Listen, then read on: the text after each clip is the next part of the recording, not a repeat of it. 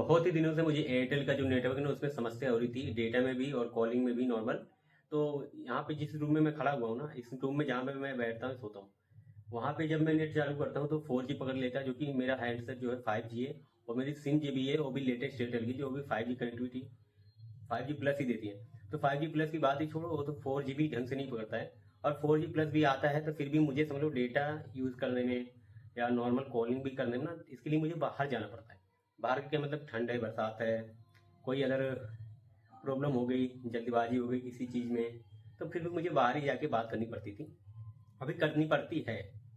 तो 3-4 कंप्लेंट मैंने डाल रखी थी एयरटेल पे, जो कि नेटवर्क से संबंधित थी, और ऐसे 2-4 ईमेल डाल रखी थी।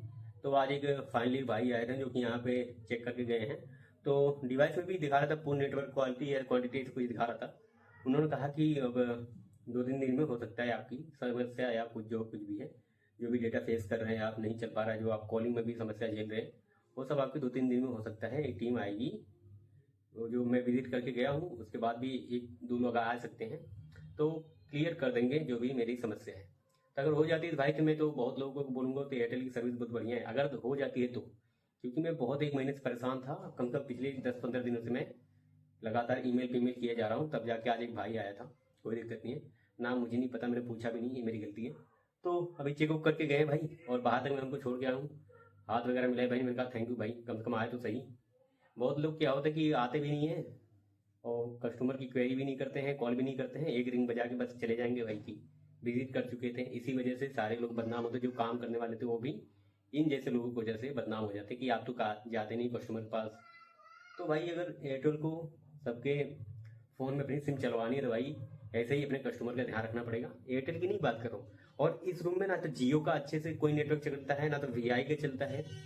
ठीक है, 2 सिम तो मेरी कंफर्म बिल्कुल नहीं चलती, क्योंकि ये 2 सिम ना मैं चलाता भी नहीं। जियो बिल्कुल भी नहीं चलती, यहाँ पे नेटवर्क बहुत ही घटिया है जियो का और वीआई का भी। इसके बाद मैंने एयरटेल में पोर्ट करवाई थी, अब मैं एयरटेल से कोई और बदलना नहीं चाहता। एयरटेल मुझे बहुत बढ़िया लगता है, इसका नेटवर्क बहुत ही अच्छा रहता है भाई एयरटेल का। मैं एयरटेल से बहुत सेटिस्फाई हूँ, बस इसी रूम में नहीं चलता है, बाकी हर जगह चलता है। तो अगर आपको भी कोई समस्या है, कोई भी है, तो आप मेल के जरिए समस्याओं का समाधान पा सकते हैं। आप कुछ जाने फ़ोन चलाने के लिए भाई अच्छी चीज़ें इसे यूज करो, अच्छी चीज़ों के लिए।